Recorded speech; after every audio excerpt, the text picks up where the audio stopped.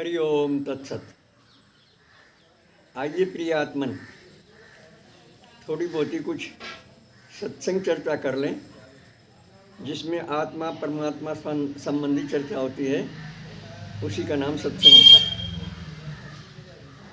हमने पहले भी कई वीडियो में आपको याद दिलाया, बिना हृदय में छुपे परमात्मा को पहचाने और इनकी शरण में आए बिना मानवता का समग्र विकास होना संभव नहीं है। और विवेक भी यही जगाते हैं। हालांकि विवेक शक्ति सबके पास है, विचार शक्ति सबके पास है, लेकिन माया से मोहित होने के कारण और शरीर में जब तक आत्म बुद्धि रहती है तब तक न तो विवेक जागता है और न अंतर्यामी प्रभु से संबंध ही हो पाता है। ये मेरे विचार नहीं हैं, ये सनातन सूत्र हैं। वेद, उपनिषद, गीता, ब्रह्मसूत्र आदि जो हमारे धर्म ग्रंथ हैं, जिन लोगों ने उनके अनुसार अपने जीवन को ढाला, उन्हीं लोगों का संबंध अंतर्यामी परमात्मा से होना संभव है। यहाँ एक प्रश्न आता है कि सब पढ़े लिखे नहीं होते, सब वेद शास्त्र नहीं पढ़ सकते, उनके लिए परमपिता परमात्मा ने कैसी सुंदर व्यवस्था की है। किसी जाति के हों, किसी उम्र के हों, किसी जगह हों, साधारण नागरिक हों या वरिष्ठ नागरिक हों, शासन में हों, व्यापार में हों, खेती में, कहीं भी आप हैं, अंतर्यामी प्रभु से जुड़ सकते हैं। और ये तेज इच्छा होने पर कि मैं प्रभु से जुड़े बिना मुझे चैन नहीं पड़ेगी, ये प्रभु बताओ आप कहाँ हो, मैं कैसे मिलूँ आपसे, केवल ये विचार करना है। और अनपढ़ को भी संपूर्ण ज्ञान होना संभव है। बहुत सारे भक्त हमारे देश में और विदेशों में भी अनपढ़ रहे, कोई अक्षर ज्ञान उन्हें नहीं था, और वो जब परमात्मा से जुड़ गए अंतर्यामी से, तो वो सारा वेद का ज्ञान उनकी वाणी पर आ गया, उन्हीं की भाषा में। इस बात पर विश्वास करते हुए आज फिर हम आपको एक बात याद दिलाते हैं, जो संपूर्ण वेदों का सार है, जो संपूर्ण गीता का सार है। परमात्मा जिस समय सृष्टि रचना चाहते हैं तो इनके समष्टि मन में संकल्प आता है, एक अहम बहुश्याम है प्रजाएं। और ये नामांतर से, रूपांतर से, मतांतर से, स्थानांतर से, प्रकारांतर से संसार रूप में परिणित हो जाते हैं। यदि आप अपनी मानवता का समग्र विकास चाहते हैं, मनुष्य जीवन को सफल बनाना चाहते हैं, विवेक जगाना चाहते हैं, इसी घर में, इसी गृहस्थी में, जिस कारोबार में आप स्थित हैं, इसी कारोबार में यहीं रहते हुए आपके लिए सब संभव है। असंभव शब्द को तो नेपोलियन बोनापार्ट ने भी शब्दकोश से बाहर निकालने की पेशकश की थी लोगों से। मनुष्य के लिए कुछ भी असंभव नहीं है।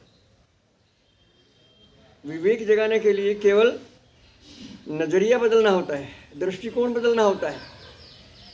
अब तो मैं और मेरे के चक्कर में हम माया से मोहित होकर और फिर इससे ऊपर उठ जाते हैं। संगत का प्रभाव पड़ता है, जैसा संग वैसा रंग। और खान पान का मन पर प्रभाव पड़ता है, जैसा अन्न ऐसा मन। ये दोनों सूत्र प्राचीन भी हैं और ये अर्वाचीन भी हैं। सनातन सूत्रों पर युग का प्रभाव नहीं होता, रीति रिवाजों पर होता है युग का प्रभाव। भक्ति पर, भगवान पर, धर्म पर, सनातन सूत्रों पर कभी युग का प्रभाव नहीं हो सकता। इसलिए यदि वास्तव में विवेक जगाना चाहते हैं तो पहली वीडियो को भी सुनकर, और उन सबका सार आज की इस वीडियो में है, इस बात पर विश्वास करके कि परमपिता परमात्मा से संसार में, घर में, जंगल में, आकाश में कोई जगह ऐसी खाली नहीं है जहाँ ये ना हो। सब जगह तो निराकार रूप से हैं, ये हृदय में भी हमारे आपके निराकार रूप से हैं। लेकिन जब भक्त परेशान हो जाता है इनके मिले बिना, सच्ची उत्कंठा जागृत होती है, जिसे हिंदी में अभिप्सा कहते हैं, तेज लगन। जैसे पतंगे देखे होंगे आपने चुमासे में, वो ज्योति पर, अग्नि पर, प्रकाश पर बड़े फिदा होते हैं, बड़े आशिक होते हैं, और बल्ब के पास, जलते हुए बल्ब के पास चले जाते हैं। उनमें से कुछ का शरीर झुलस जाता है, नीचे गिर जाते हैं, बेहोश हो जाते हैं। लेकिन अगर होश आता है तो फिर से उठकर वहीं जाते हैं, उन्हें मरने की परवाह नहीं होती। इसी का नाम आस्की है। ऐसी आस्की अगर भगवान को प्राप्त करने में लगे तो ना देर है ना अंधेर है। एक सूत्र फिर हमारे याद आ जाता है यहाँ, मोह को कहाँ ढूंढे बंदे, मैं तो तेरे पास में, ना मथुरा में ना काशी में ना काबे कैलाश में, हरदम रहूं तेरे विश्वास में, और सच्चे मन से ढूंढे तो मिल जाऊं एक पल की तलाश में। जब तक ऐसे सूत्रों पर श्रद्धा और विश्वास काम नहीं करते, आस्था निष्ठा जागृत नहीं होती, तब तक विवेक नहीं जाग सकता और संसारी आदमी माया मोह से ऊपर नहीं उठ सकता। माया मोह की एक विशेषता है प्रिय बंधु, माया मोह की एक विशेषता है, हम अज्ञानी होते अपने को ज्ञानी मान लेते हैं, नास्तिक होते अपने को आस्तिक मान लेते हैं, नुगरे होते अपने को गुरुमुख मान लेते हैं। ये अज्ञान की पहचान है। अज्ञान कभी गलती स्वीकार नहीं करने का, अज्ञान कभी झुकने का नहीं, छोटे बाबा का नहीं बनने का। ये पहचान है ज्ञान की। और ज्ञान की पहचान अलग है। नम्रता मिलेगी ज्ञान में, छोटे बाबा का रहेगा ज्ञानवान, अपनी बुराई नहीं करने का, दूसरे की बुराई नहीं करने का, सब किसी में अपने साथ जीव देखेगा, सच बोलेगा, करके खाओगा लेकर देगा, गुरुजनों की सेवा करेगा। अगर कोई इसका अपमान भी करेगा तो बुरा नहीं मानेगा, हंस कर टाल देगा। अपमान सहन कर लेगा, लेकिन दूसरे का अपमान नहीं करने का। और जो उसकी गलती बतावेगा उसे मन ही मन उसका एहसान मानेगा और उस गलती को दूर करने का प्राणपण से प्रयास करेगा। हर समय गलती मानने को तैयार रहता है।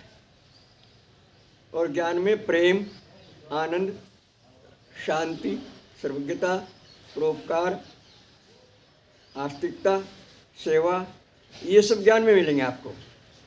बाकी ये टंटे हैं, लड़ना झगड़ना, मनमुटाव, राग द्वेष और संसार के सुख भोगने की तीव्र इच्छा, अपने को झूठा होते सच्चा मानना, अपने झूठ को सच करना, दूसरे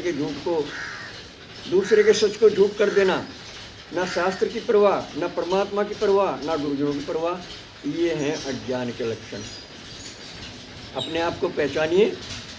और यदि कहीं अज्ञान के दायरे में खड़े हैं अभी तक, तो आज से, अभी से, इसी पल से नज़रिया बदलिए अपना, और ज्ञान में आने के लिए, अपना मानव जीवन सफल करने के लिए अंतर्यामी परमात्मा की शरण में आ जाए।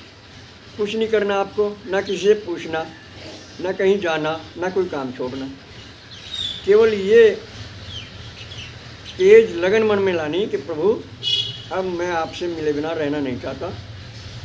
मैं कहाँ से आऊँ, कैसे आऊँ, सुना है सदा आप हमारे साथ हो, लेकिन मैं तो बिल्कुल भूल गया आपको। और संसारी भोगों में इतना मस्त हो गया कि ये इनके इन प्रकार मुझे धन कमाने की लालसा पैदा हो गई, मुझे झूठ सच की पहचान ही नहीं रही, मुझे अपने कर्तव्य का ज्ञान ही नहीं रहा। तो कृपा करो प्रभु मुझ पर, मैं जैसा कैसा हूँ आपका हूँ, आप मेरे हैं और मैं आपका हूँ, मैं आपकी शरण में आ चुका हूँ। लेकिन वाणी से कहने के बाद दिल से भी यही बात कहनी है आपने, ये विशेषता है। जब तक हम वाणी के ज्ञान को और दिल के ज्ञान को अलग अलग मानते हैं, तब तक विवेक जागृत नहीं हो सकता। जो मन में है वही बोलने में है, और जो बोलने में है वही करने में है। मन वचन कर्म से एक होना ही भक्ति है, यही ज्ञान है, और यही मानव जीवन की सफलता की कुंजी है। तो इसलिए इस बात को बार बार आप मन में दोहराइए, नामांतर से, रूपांतर से, मतांतर से, देशांतर से, प्रकारांतर से परमात्मा ही परमात्मा है सब जगह। ये जो हमें विभिन्नता दिखती है संसार में, ये माया के कारण दिखती है।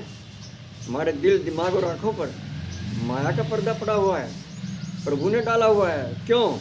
इसलिए कि प्रभु देखना चाहते हैं इस जीव को मेरे से प्यार है या मेरी माया मोह से। माया सिर्फ पैसा ही नहीं होता बंधुजन, सब कुछ माया है। धरती, आकाश, शरीर, कारोबार, पेड़ पौधे, पशु पक्षी, ये सब माया के रचना है। तो इससे बचने के लिए केवल प्रभु की शरणागति ही एकमात्र साधन है। गीता में 7वें अध्याय में भगवान ने कहा, मम माया दुरत्यया, मेरी माया इतनी कठिन है कि मेरी शरणागति के सिवाय इससे बचने का दूसरा कोई रास्ता नहीं है। कैसे बड़े बड़े ज्ञानी ध्यानी हुए, ऋषि मुनि हुए, भगवान को भूलते ही माया की चपेट में आ गए और माया ने उन्हें धूल चटा दी। किसी भी समय भगवान को भूलते गलती हो सकती है, और यदि भगवान याद हैं, हम इनकी शरण में हैं और तरफ लग गए हमें भगवान से मिलने की सच्ची, तो उस समय भगवान हमारी परीक्षा करते हैं। हर आदमी को, हर प्राणी को, हर स्त्री पुरुष को परमात्मा रोजाना मिलते हैं किसी न किसी रूप में, लेकिन माया से मोहित होने के कारण हम पहचान नहीं पाते। जिस दिन हम इन्हें पहचान लेते हैं उसी दिन हमारा कल्याण हो जाता है, ये सामने आ जाते हैं। जिस नाम से, जिस रूप से आप मानोगे, उसी नाम में, उसी रूप में आ जाएंगे। सारे नाम इन्हीं के हैं, लाखों करोड़ों नाम हैं इनके, सारे रूप इन्हीं के हैं। जो नाम रूप आपको अच्छा लगता है, एक चयन कर लीजिए, क्योंकि इष्ट एक होता है। बहुत से हमारे भाई बहन अनेक अनेक अलग अलग देवी देवताओं की पूजा करते हैं, पितरों को पूजते हैं, भूमिया खेड़ी को पूजते हैं। ये पूजना बुरा नहीं है, लेकिन कब तक बुरा है? जब तक सच्चाई का ज्ञान नहीं होता। इनमें परमात्मा को अगर हम देखते हैं तो पूजना सही है, और परमात्मा को भूलकर इनकी पूजा करते हैं तो ये माया मोह है। इससे भगवत दर्शन कभी नहीं हो सकता। इसलिए उठिए, जागिए, करवट बदलिए, इसी घर में, इसी कारोबार में रहते हुए, और अंतर्यामी प्रभु से मिलने की इच्छा कीजिए। इच्छा होनी चाहिए सच्ची, क्योंकि इनके पास सच्चाई जा सकती है। जैसे सूर्य के पास कभी अंधेरा नहीं जा सकता, कल्पना भी नहीं आप कर सकते, ऐसे ही भगवान के पास झूठी पूजा, झूठा वाणी का ज्ञान जिस पर हमारा प्रयोग नहीं है, कभी नहीं जा सकता। जन्म जन्मांतरों तक भी नहीं जा सकता। इस पर विश्वास कीजिए।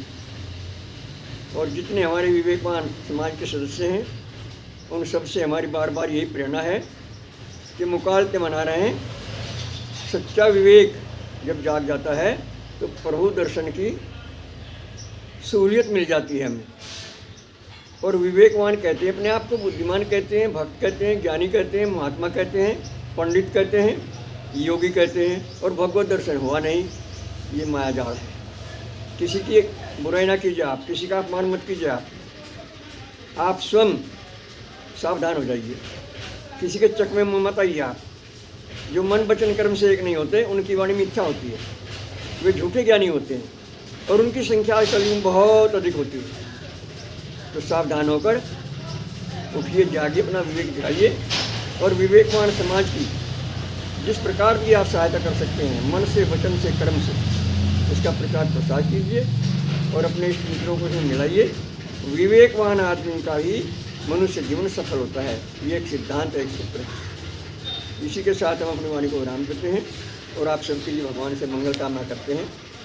सर्वे भवन्तु सुखिनः, सर्वे सन्तु निरामया, सर्वे भद्राणि पश्यन्तु, माँ कश्चित् दुःख भाग् भवेत्। हरि ओम तत्सत्। हमारे फ़ोन नंबर हैं 7500 39 75 35। एक बात चलते चलते मैं आपको और कहना चाहता हूँ। कुछ प्रेमियों ने हमें कहा है कि इसे आप ट्रस्ट बनाइए। अब ट्रस्ट में तो पैसा चाहिए, पैसा हम मांग नहीं सकते आपसे, हमारा वादा है ना मांगेंगे ना उकसाएंगे। अगर आपका विवेक कुछ काम करता है तो ये नंबर हमारा फ़ोन पे है। अगर स्वाभाविक इच्छा होगी आपकी कुछ इसको ट्रस्ट बनाने की, इसका प्रचार प्रसार करने की, तो संसार का कोई काम पैसे के बिना नहीं होता। स्वेच्छा से जो आप देना चाहेंगे वो इस फ़ोन पे पर डाल सकते हैं। इसी के साथ हम अपनी वाणी को विराम देते हैं। सबका कल्याण हो, सब सुखी हों। धन्यवाद।